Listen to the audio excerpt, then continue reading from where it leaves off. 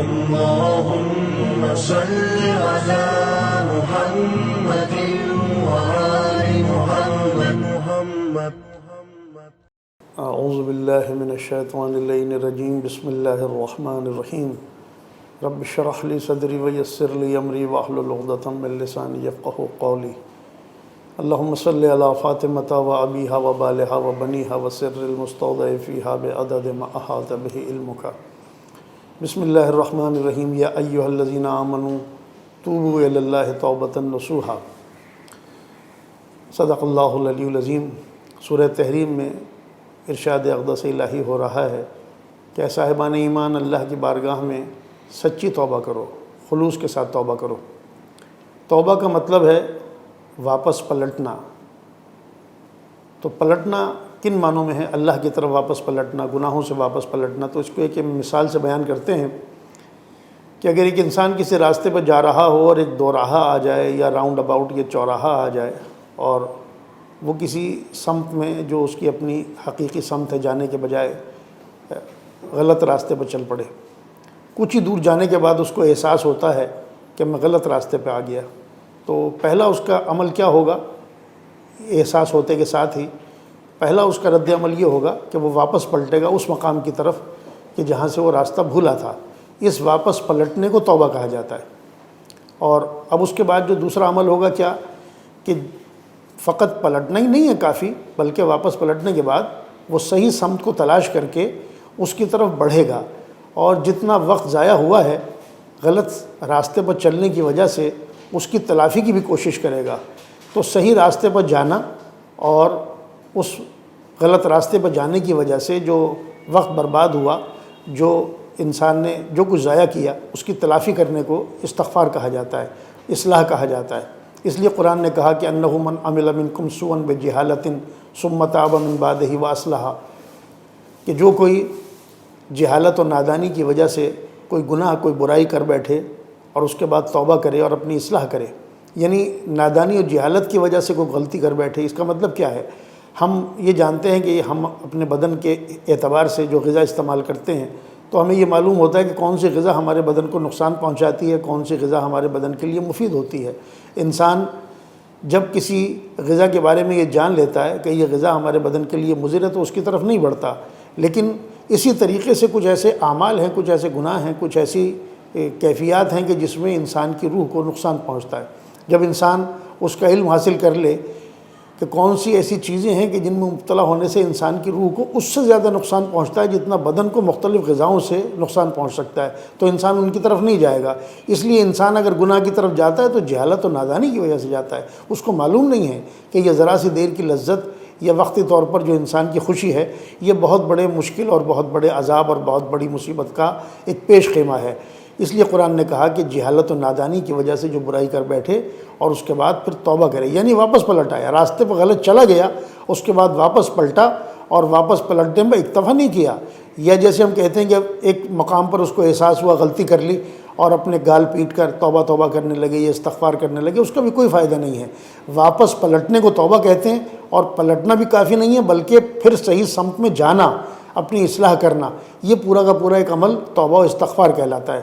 جس کے لیے خود امیر المومنین حضرت علی ابن ابی طالب علیہ السلام سے جب کسی نے مولا کے سامنے استغفار کیا تھا، جو نہج البلاغہ کی روایت ہے، تو آپ نے ایک بہت ہی عرب کا بد دعا یہ جملہ ارشاد فرمایا کہ تیری ماں تیرے غم میں بیٹھے، یہ تو نے کیا کہا؟ تو اس نے کہا مولا میں نے تو استغفار کیا ہے. تو آپ نے فرمایا کہ استغفار کا جو کلمہ ہے یہ اپنے اندر 6 معانی رکھتا ہے.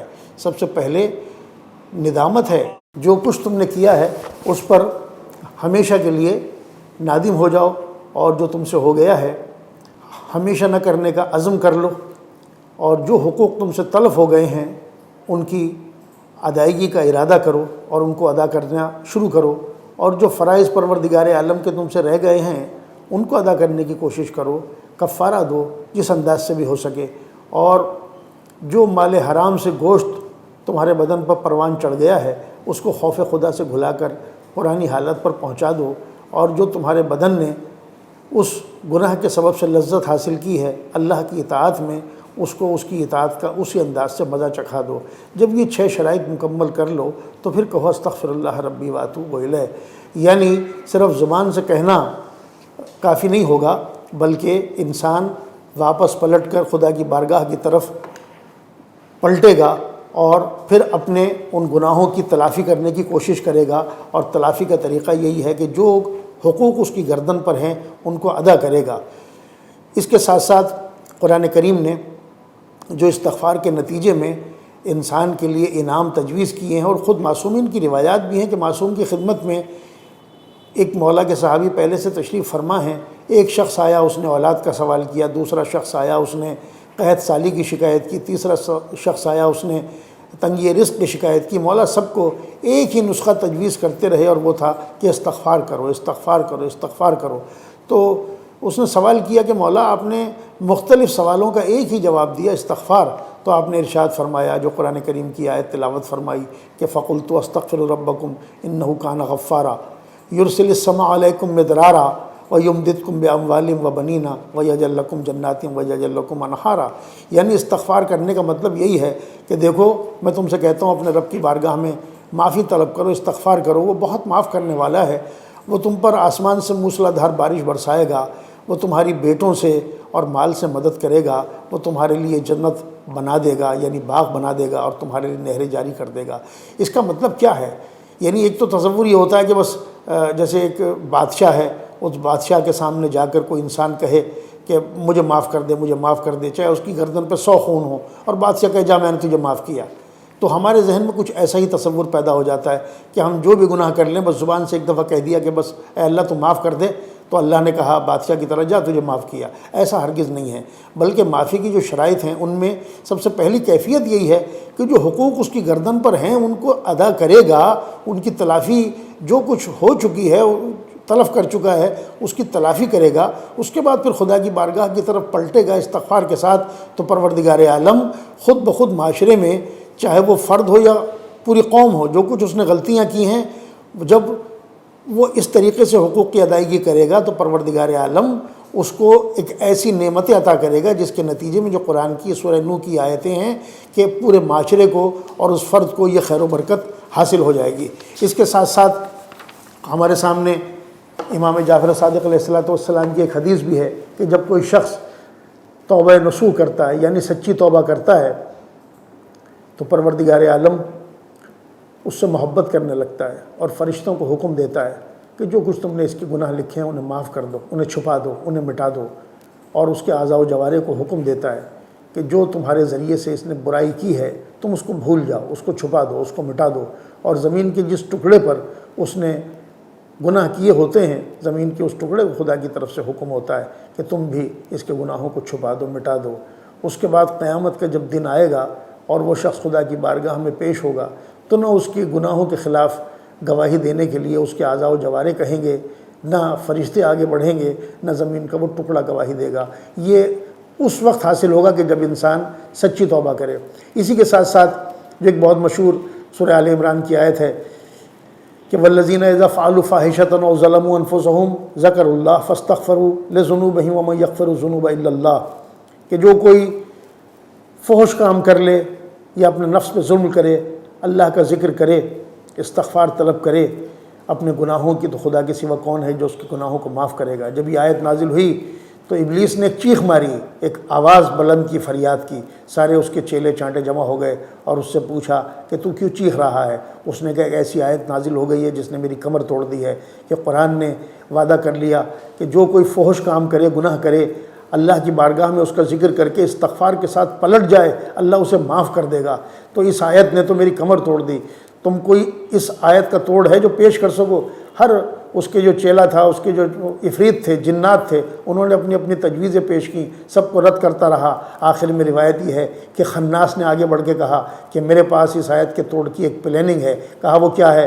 کہا کہ میں انہیں گناہ کی طرف تو راغب کروں گا، لیکن توبہ کرنا اور استغفار کرنا ان سے بھلا دوں گا۔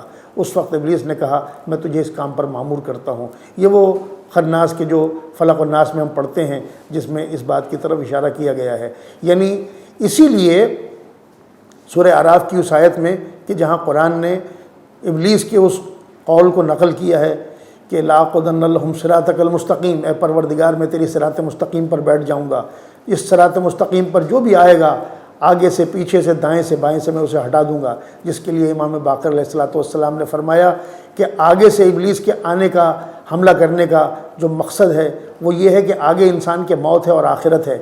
انسان کی نگاہوں کے سامنے ابلیس موت کو اور آخرت کو ہلکا کر دیتا ہے۔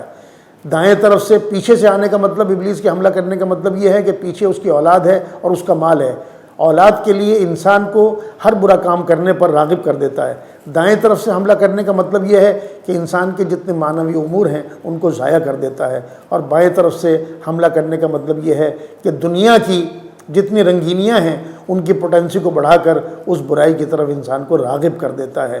اسی لیے انسان جب خدا کی طرف پلٹتا ہے تو ان تمام چیزوں کو ذہن میں رکھتے ہوئے اس انداز سے استغفار کرتا ہے کہ اپنی موت کو اور آخرت کو پیش سامنے رکھ کر ان کے لیے عمل کرتا ہے، معنوی امور کو ضائع ہونے سے بچاتا ہے، دنیا کے رنگینیوں میں مبتلا نہیں ہوتا، اور اولاد کو بھی نقش قدم میں معصومین پر چلا کر اس انداز سے اپنے دل سے ان کی محبت کی شدت کو کم کرتا ہے کہ خدا کی محبت کے سامنے تمام محبتیں کم ہو جائیں، زیر ہو جائیں۔ ربنا تقبل منا انک انت السمیع العلیم وتب علینا انک انت التواب الرحیم۔ اللهم صل على